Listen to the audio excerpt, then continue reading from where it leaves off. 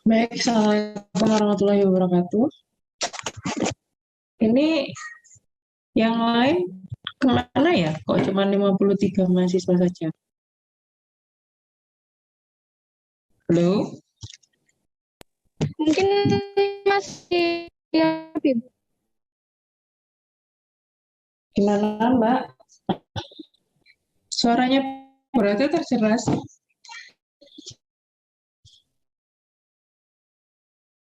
Jelas terdengar ya? Oke, oh ada yang bersama-sama ya? Baik, kita mulai kegiatan perkuliahan hari ini. Assalamualaikum warahmatullahi wabarakatuh. Teman-teman mahasiswa yang mengikuti mata kuliah manajemen kualitas perangkat lunak. Sedianya hari ini Bu Ratih akan menyampaikan beberapa informasi. Nah, mungkin baiknya hal yang memang sudah terinformasikan itu dicatat. Kehadiran kalian di sini, walaupun tidak on cam, saya harap itu mencatat hal-hal yang memang telah terinformasikan, gitu ya. Kemarin ada miss yang memang mungkin saya sampaikan ke salah satu mahasiswa pada saat bertanya di detik-detik terakhir pengumpulan tugas. Ya, seyogyanya memang menjadi catatan. Berarti juga mohon maaf karena yang diajar itu tidak hanya di semester Anda gitu ya. Dan tugas-tugas yang saya berikan tidak hanya di tempat kalian. Jadi kalau kemarin ada yang tanya, Bu itu satu kelompok berdua atau pakai kelompok workshop itu kemudian seingat saya itu kelompok berdua, apakah karena memang tugas yang lain atau apa?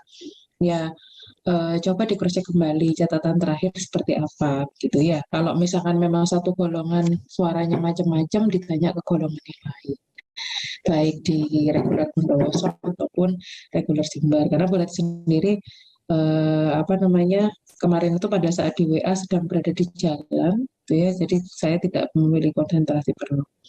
Terakhir kemarin informasinya tugas yang terakhir itu per kelompok workshop ya. Wah, Maulana ini ya, nempati meja sama kursi baru ya. Nggak apa-apa, saya malah senang kalau ada yang on cam itu artinya saya memang tidak sedang mengajar mata kuliah, apa, mahasiswa yang entah kemana orangnya, tapi ada akunnya gitu. Biar berarti tidak merasa bicara sendiri. Ada baiknya sih etika Zoom itu memang on cam, apalagi perkuliahan secara resmi. Ya, kalau saya bicara dengan orang dewasa sebenarnya nggak harus diingatkan, bisa itu on cam. Oke, tapi kalau saya sedang bicara dengan anak-anak, ya saya nggak tahu lagi. Baik, terima kasih Ayunda sudah menggunakan kameranya. Baik teman-teman, kemarin informasi dari Bu Rati yang terakhir pada saat tugas MKPL sesuai dengan kelompok workshop ya. Iya, Bu. Oke, berarti saya tidak perlu menyampaikan lagi di grup. Nah, kemarin Bu Rate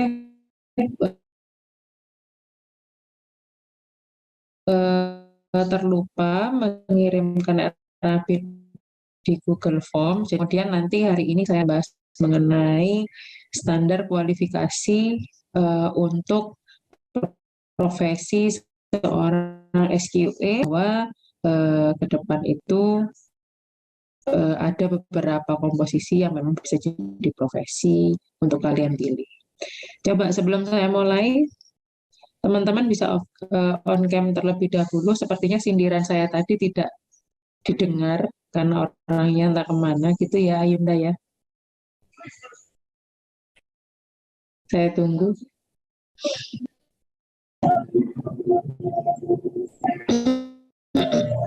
Biar berarti tahu saya sedang tidak kuliah sendirian. Banyak yang sedang bersamaan praktek luring ya, sepertinya banyak yang di kampus ini.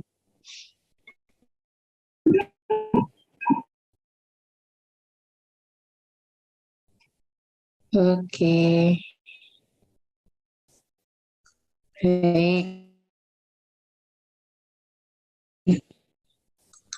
Dan present.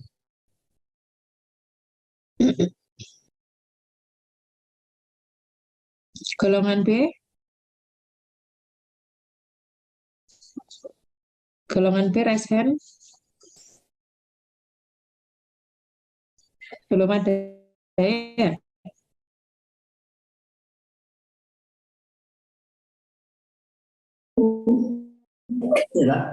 Golongan B, Gita.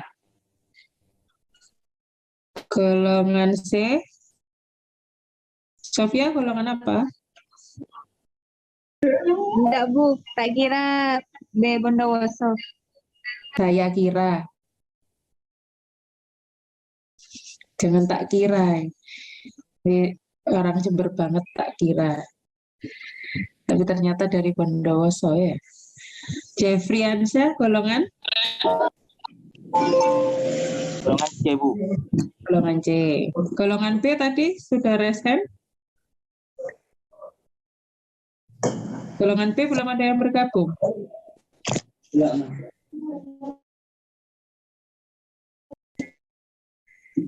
Rio, golongan B?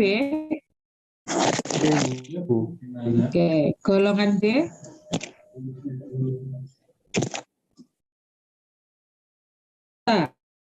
Golongan D.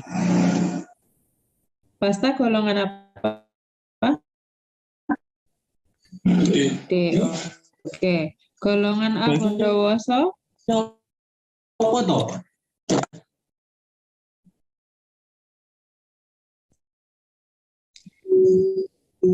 Golongan B Bondowoso? Baik. Kita mulai dulu. Jadi yang pertama berarti akan mencontohkan yang RAP. Sudah terlihat ya Excel-nya ya?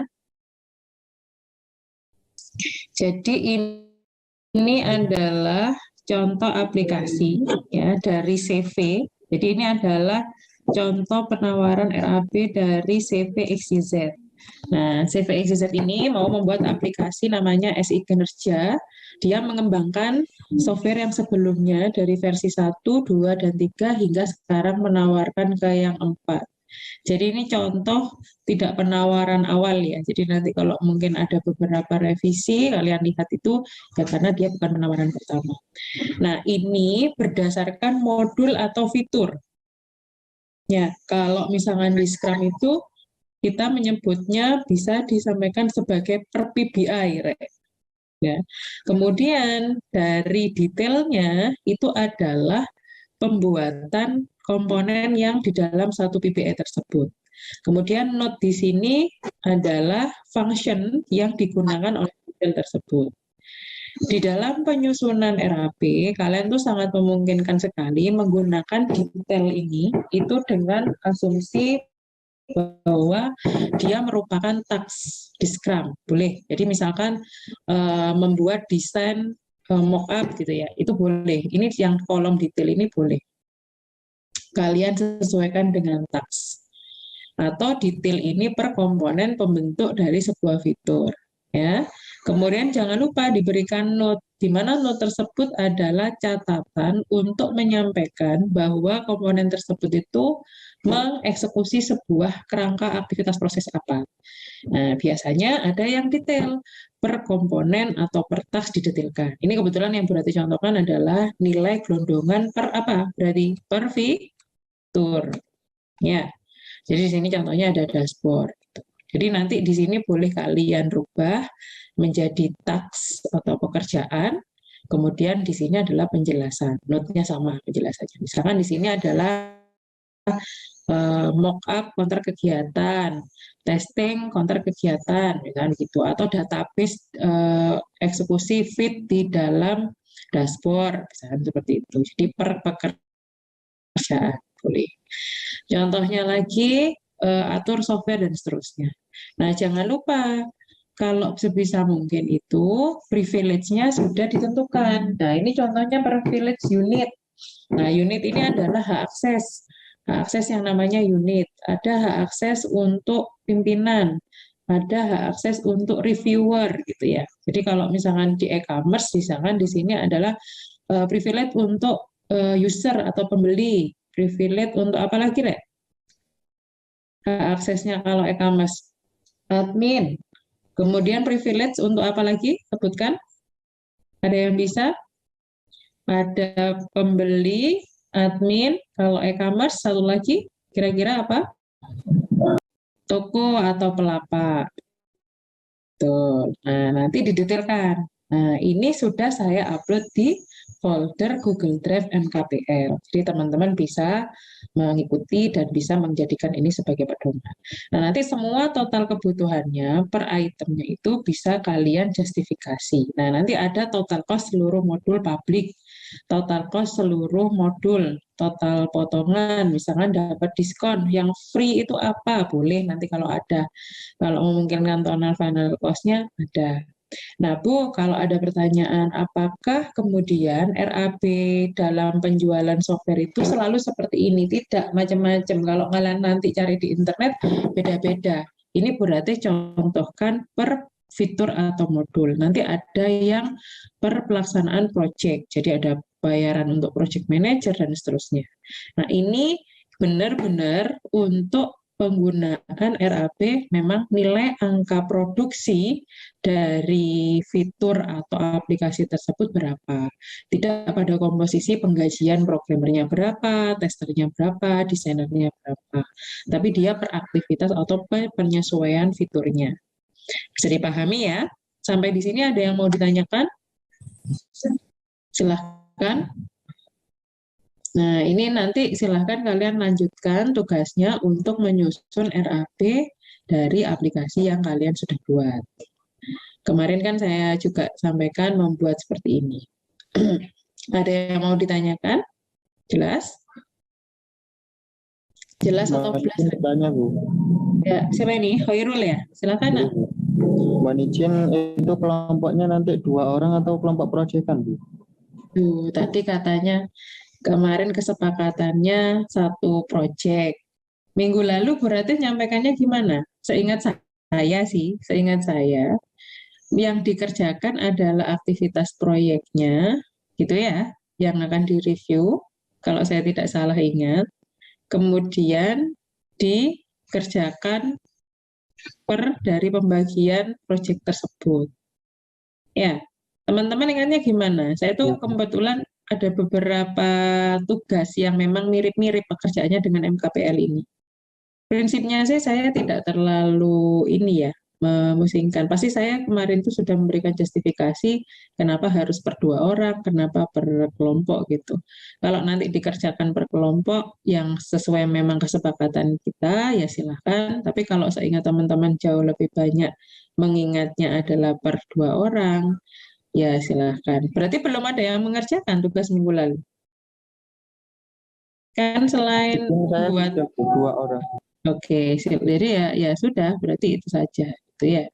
Kalau memang kemarin kesepakatannya 2 orang, ya 2 orang. Kalau per kelompok, ya per kelompok. Seingat saya juga sudah nyampaikan ya Hairul ya, kenapa 2 orang. Oke, Bu, sudah. Ya, oke. Nah, untuk menyusun RAB-nya bolehlah nanti satu kelompok bersama, karena nggak mungkin beda kelompok proyek berbeda ya. Jadi gitu Hairul, boleh kalau yang untuk RAB-nya silahkan. Ya, Safina, Laura, Bahrul, Reshen, ada apa nak?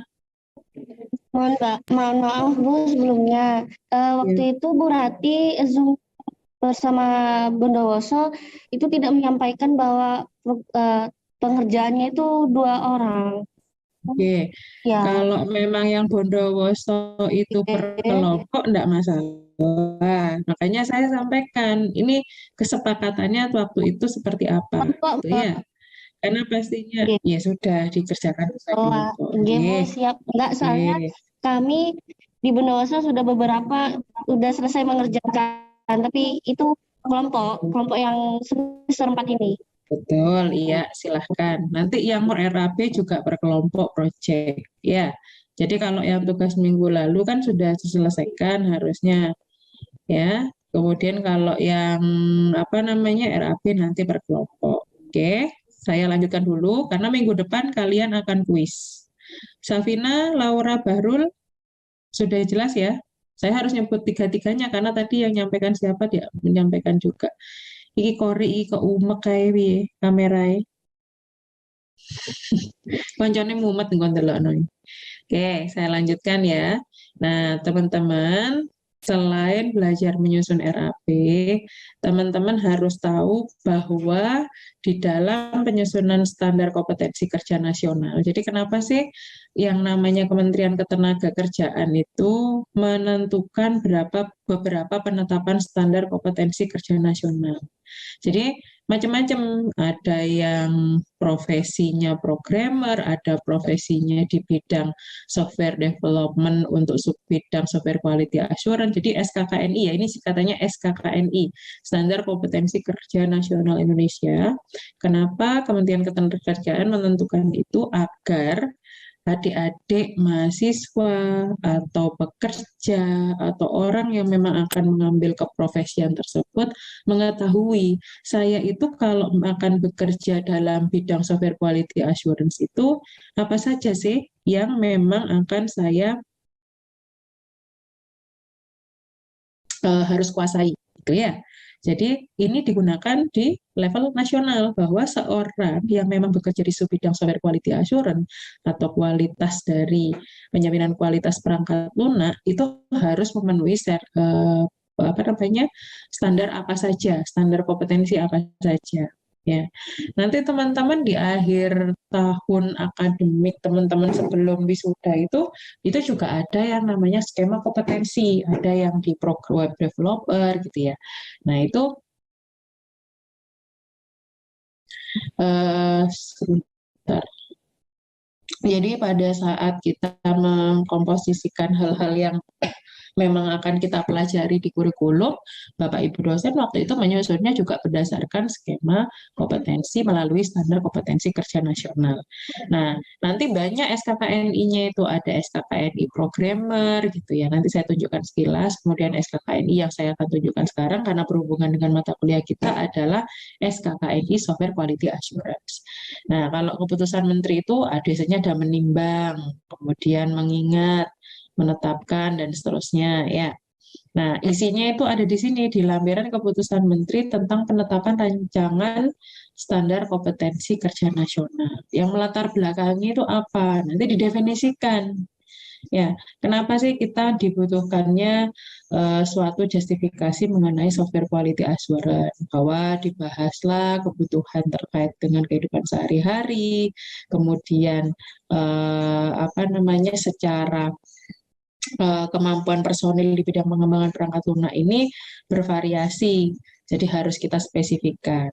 Kemudian pada siklus pengembangan perangkat lunak kita mengenal yang namanya SDLC, itu terdapat berbagai subbidang yang masih memerlukan standar kompetensi yang sesuai.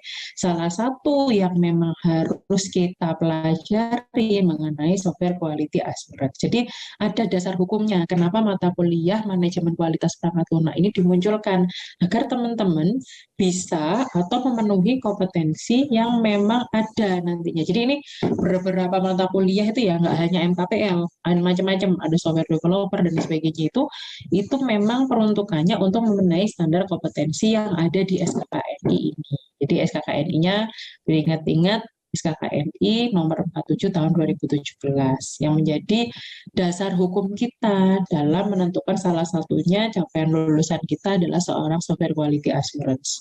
Nah, jadi nanti ada justifikasinya apa saja. Nah, terus kalau misalkan kita ingin menggali apa sih software quality assurance, di sini juga ada definisinya. Nah, ini kalau misalkan kita bicara teksnya ya, proses yang memastikan kualitas perangkat lunak dengan melakukan pengujian baik atas progres pengembangan. Nah, kenapa makanya kemarin juga kita membahas lebih dalam progres proporsi pengembangan, bahkan sampai perencanaan untuk penawaran gitu ya di RAP-nya itu ya memang karena sebuah kualitas software itu mulai dari hulu sampai hilir, bukan kemudian softwarenya itu tiba-tiba diciptakan tanpa ada proses penjaminan kualitasnya, kemudian diuji dengan hasil akhir yang sudah dalam proses pengembangan tersebut. Jadi nggak ada hanya di ending proses jaminan kualitasnya atau pengujian pelaksanaan evaluasi itu tidak hanya di ending ya. itu tetap harus juga dioptimalkan di sisi hulu hilirnya. Nah, nanti teman-teman bisa baca. Jadi penggunaan SKKNI ini apa sih untuk institusi pendidikan, memberikan informasi pengembangan program kurikulum seperti yang saya sampaikan tadi sebagai acuan penyelenggara pelatihan dan penilaian atau sertifikasi. Untuk dunia usaha, membantu dalam rekrutmen. Nanti kalau kalian misalkan di perusahaan IT tempat kalian bekerja nanti ya, siapa tahu rezekinya di situ, kalian mau meng-hire seseorang yang memang di QC atau quality control misalnya atau QA, quality assurance-nya, maka kalian tidak perlu menggunakan instrumen yang lain, gunakan aja Kepmen ini karena di dalamnya beberapa standar kompetensinya sudah terpenuhi di situ. Ya.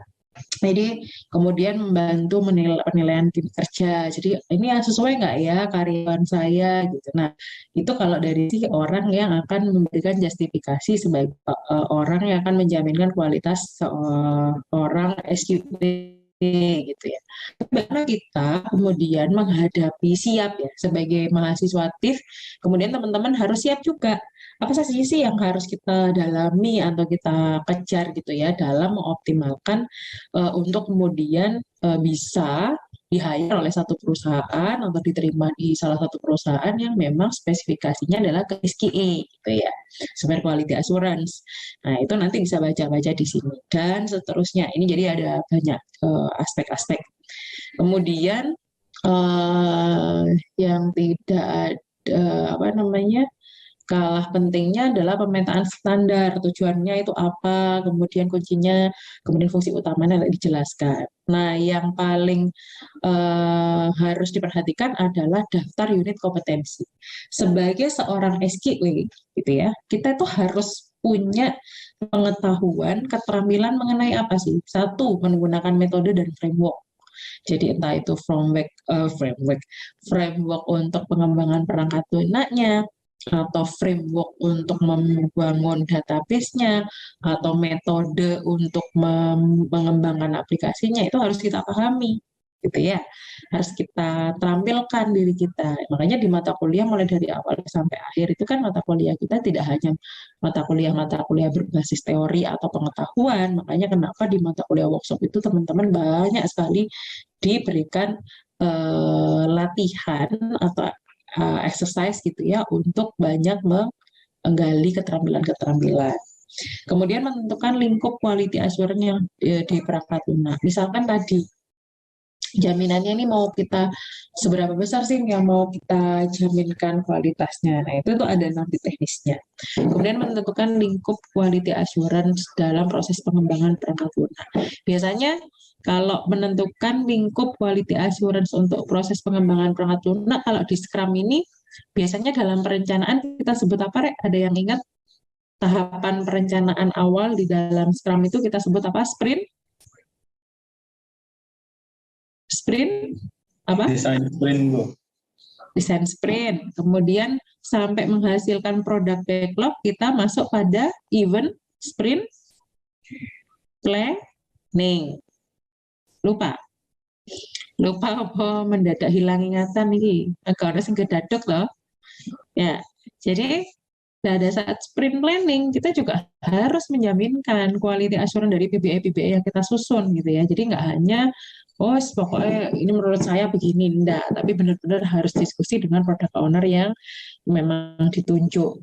Kemudian mengelola risiko. Dalam mengelola risiko ini sebenarnya kita juga bisa mengimplementasikan. Biasanya kalau di Scrum itu pengelolaan risikonya per hari. Ada event apa biasanya di dalam Scrum yang dilakukan setiap hari?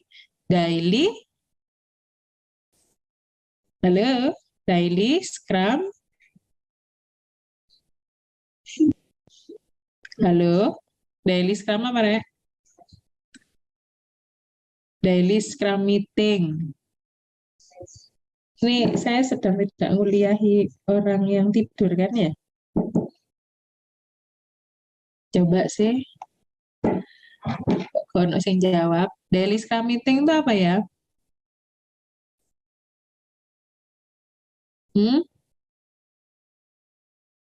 Apa, Rek? Daily Scrum meeting? pakai bahasa yang kalian pahami saja. Saya tidak akan menyalahkan apapun yang memang kalian akan berikan jawabannya. Nggak usah ini googling pakai kata-katanya Google. Coba, ada yang masih ingat nggak daily Scrum meeting? Kan tiap kali workshop pakai Scrum. Event yang ada di dalam Scrum guna untuk mengetahui kondisi terakhir apa yang terjadi dalam satu sprint tersebut. Kondisi di mana setiap hari seluruh developer tim melaporkan ya progress report pelaksanaan pengembangan aplikasi. Itu kan bahasa yang mudah, nggak perlu yang bahasa ini wong Jawa kuwi ndaki-ndaki, kemudian textbook Google Translate gitu ya. Nah, yang penting kalian memahami, oh kalau saya saat daily Scrum meeting tuh ngapain sih? Nah, ini seterusnya banyak sekali mengenai pengujian, ada pengujian manual, ada pengujian otomatis. Nanti caranya melihat di aktivitas-aktivitasnya. Nah, masing-masing unit kompetensi ini itu ada penjelasannya. Nah, kalau kita menjadi SQA itu kita harus bisa ngapain, mengidentifikasi metode tadi, menentukan metode. Jadi, kalau proyeknya ini dia rilisnya itu tidak kemudian satu siklus selesai, berarti saya bisa menggunakan Scrum. Kalau dia nggak bisa di launching per section atau per modul, rilisnya nggak bisa cepat-cepat, berarti saya menggunakan waterfall. Nah, itu berarti mengidentifikasi. Kemudian menentukan, oh iya, cocoknya project ini adalah menggunakan SDLC, project ini cocoknya menggunakan Scrum, berarti menentukan metode.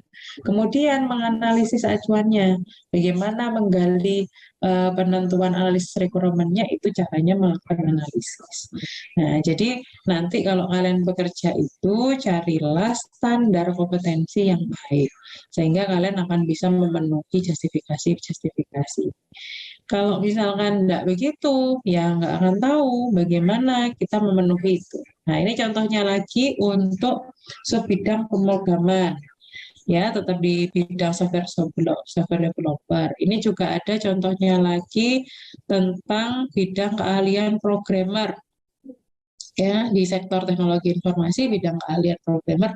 Jadi kalau kita dianggap ahli programming itu, apakah di sini ada nggak ya Bu unit kompetensinya ngoding sambil merem, gitu ya? Ada nggak ya Bu gitu. Nah, ini nanti bisa kita cek apakah ada unit kompetensi tersebut. Nah, nanti silahkan dipastikan. Oh, ternyata nggak ada unit kompetensi ngoding sambil merem, itu berarti belum tentu yang ngodingnya sambil merem itu ahli gitu ya. Nah, jadi justifikasinya dari situ. Sampai dijelaskan apa itu operation dan sebagainya. Terus yang tadi yang kedua ini mengenai software subbidang pemrograman. Jadi untuk menjaminkan kualitas perangkat lunak yang harus terjamin juga adalah human-nya, Rek. Pastikan bahwa tim kalian itu nanti pada saat kalian mendevelop itu benar-benar memenuhi standar kompetensi kerja. Oh, saya butuh programmer, maka saya akan lihat ini, aturan ini, penetapan standar kompetensi kerja nasional atau SKKNI di kategori informasi dan komunikasi, golongan pokok aktivitasnya pemrograman untuk seorang konsultan programmer. Ya, oh ternyata ada ya profesi konsultan programmer. Nah, jadi kalau pernah dengar, konsultan apa? Konsultan pengembangan software itu biasanya konsultan programmer atau konsultan komputer. Nah, biasanya untuk apa? Untuk pembidangan software development. Jadi kalau mau jadi seorang konsultan komputer, itu ngapain aja sih tugas-tugasnya? Nanti dijelaskan di Kepmen Ketenagakerjaan nomor 282 tahun 2016. Gitu caranya. Nah, ini kalian bisa download macam-macamnya, itu di salah satunya juga tidak hanya di websitenya Kementerian Ketenagakerjaan, tapi juga ada di ini linknya di Kementerian Kominfo, itu juga ada, karena memang standar kualifikasi untuk kompetensi kerja atau standar kompetensi kerja nasional untuk SKKNI-nya di bidang-bidang IT itu ada di sana gitu. Nah, ini adalah sesi terakhir sebelum kuis untuk berarti berikan pengetahuan dasar dari kalian menggali seseorang itu. Mungkin kalau misalkan bukan kita cukup Bu apa namanya ngetes apakah dia bisa ngoding atau enggak. Kadang-kala kita nggak bisa apa namanya spesifikan gitu ya karena dia sudah bisa ngoding. Siapa tahu dia bisa ngoding tapi ternyata dia nggak mengetahui bagaimana menyusun kontekstual analisis kebutuhan yang baik. Dia tidak melakukan wawancara, dia tidak melakukan observasi, kemudian dia putuskan sendiri, kemudian dia langsung develop software tersebut, yang hasil tidak sesuai dengan kebutuhan akan software tersebut. Yang terjadi, ya muspro akhirnya sudah susah-susah mengembangkan, sudah susah-susah membuat aplikasinya, tapi tidak kemudian digunakan. Karena kenapa? Karena kita tidak menggunakan standar yang benar untuk memilih seorang programmer, misalnya. Atau kita mau punya tester yang baik, ya gunakan SKKNI mengenai SKI. Ini syaratnya tester yang baik seperti apa? Dia nggak hanya bisa menguji unit testing aja, tapi dia menjaminkan nggak bahwa si unit testingnya ini walaupun nggak ada error, sudah semua bugnya bersih, tapi apakah sudah sesuai dengan apa namanya analisis requirement yang sudah dilakukan sebelumnya. Kemudian apakah sudah bisa memenuhi bisnis case di perusahaan tersebut. Nah, itu ada jaminan-jaminan seperti itu. Semakin kalian punya wawasan atau memahami sebuah konteks profesi seseorang yang akan menjadi tim kalian itu kalian akan semakin bisa mendapatkan tim yang hebat. Tapi kalau kalian itu ala kadarnya gitu ya mencari tim nanti itu ya penentuannya ya masih harus banyak effort atau belajar mengenai bagaimana memposisikan timnya dengan baik seperti itu. Ya, nanti jadi referensi dibaca-baca kalau memang nanti ingin cita-citanya bekerja di software quality ya silahkan. Jadi banyak kok di perusahaan-perusahaan itu ini apa namanya yang meng-hire seorang software quality assurance. Saya mau tunjukkan beberapa waktu yang lalu itu kakak tingkat Anda mengirim ke Bu Ratih list persetujuan beberapa asosiasi daftar dari ini gaji profesi. Nah, saya minta dikirimkan ke saya, kemudian dia mengirimkan. Nah, ini yang ini di tahun lalu. Nah, bisa jadi tahun ini sudah naik. Sebentar ya, saya share. Untuk menjadi penyemangat teman-teman. Jadi nggak hanya harus jadi seorang programmer. Sudah terlihat nggak? Application developer gitu. Kalau di level staff itu 5.400.000 gitu ya. Terlihat ya? Terlihat, Bu. Tak kode nolak. Jelek, ketok rek. Ya, ini ada data analis. Data analis itu termasuk yang akan menggali requirement-nya untuk kebutuhan software developing-nya, gitu ya. Terus digital content, grafik, ini IT quality assurance. Loh, sama hampir besarnya. Nah, kalau seorang manajernya jauh lebih tinggi. Siapa yang mengatakan bahwa pokoknya application developer itu paling tinggi, paling sulit? Tidak mesti. Kalau seorang IT quality assurance juga cukup tinggi. UI UX developer nih tinggi nih, yang meremehkan mengenai UI UX, jangan, gitu ya. Ini dulu kakak tingkat Anda yang kapan hari mengirimkan ke Bu Ratih. Dia buat tabelnya, terus kemudian karena dia bekerja di salah satu perusahaan yang meng-hire orang-orang ini, kemudian dia butuh alumni, kemarin saya minta, coba ditunjukkan sekarang berapa sih reward yang diberikan oleh perusahaan selevel tempatmu, dia perusahaan nasional itu, jadi itu seperti ini besarannya. Kalau multinasional bisa multi internasional gitu mungkin lebih dari itu. Nah, ini cukup untuk wawasan aja buat kalian dan penyemangat kalian. Jadi jangan kemudian berkecil hati bagi teman-teman yang mungkin tidak, kok saya tidak merasa expert ya Bu, lain gitu ya. Di bidang IT itu profesinya banyak. Tapi bukan berarti, berarti nanti saya kalau misalkan jadi konsultan IT nggak perlu. Ini Bu katanya berarti nggak expert. Ya nggak expert bukan berarti nggak ngerti apa-apa ya. Mau jadi konsultan, mari ngono dibujuki ambek programmernya nanti piye kali. Itu kan ya nggak lucu ya kalau seperti itu. Expert itu tidak didalami secara spesifik, tapi kalau punya pengetahuan dan keterampilan, ya itu harus, karena itu standar yang memang harus ditentukan. Oke, itu untuk SKE, di SKKN di SKE sudah berarti share juga di Google Drive MKPL-nya. Silahkan RAP-nya dicoba dikerjakan terlebih dahulu. Minggu depan saya koreksi, dan kemudian minggu depan kita juga akan melaksanakan kuis di pertemuan terakhir sebelum UAS. Insya Allah, apa yang saya keluarkan di kuis itu yang juga akan tidak jauh apa yang saya akan keluarkan di UAS. Jadi pembahasan kisi-kisinya nanti sekalian minggu depan, pada saat kalian mencoba tryout dengan penggunaan kuis yang ada di e-learning. Oke, sampai di sini ada yang mau ditanyakan? Silahkan. Ada? Jelas ya? Jadi tugas dari minggu ini yang dikumpulkan minggu depan adalah RAP, dan teman-teman bersiap untuk belajar mengikuti tryout UAS atau kuis yang akan kita laksanakan di minggu depan. Jelas ya? Oke, kalau tanya, kuisnya nanti akan mengenai apa saja? Semua yang kita pelajari pasca UTS. Nah, kalian pasti sudah punya catatan. Silakan Mbak Sela.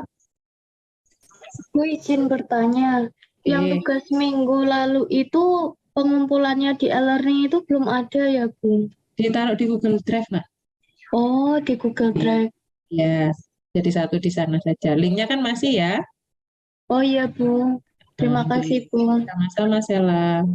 Yang lain berarti adalah ada lagi, Bu, saya izin tanya lagi. Yang tugas barusan ini kan RAP ya, Bu? Itu juga ditaruh di jadi Google satu Drive. di Google Drive sekalian. Oke, Bu. Biar berarti. Ya, oke. Terima kasih, Bu. Sama-sama. Oke, ada lagi yang lain? Sampun. Baik, kalau tidak ada pertanyaan, terima kasih untuk kuliah hari ini. Selamat beraktivitas kembali. Bagi yang akan melanjutkan workshop, silakan melaksanakan workshop. Bagi yang langsung melanjutkan kuliah yang lain, silakan melaksanakan perkuliahan yang lain. Sekali lagi, terima kasih banyak atas kehadirannya. Semoga teman-teman tetap sehat selalu. Saya akhiri dulu. Wassalamualaikum warahmatullahi wabarakatuh. Waalaikumsalam. Waalaikumsalam. Terima kasih, Bu. Sama-sama. Terima kasih, Bu. Terima kasih, Bu.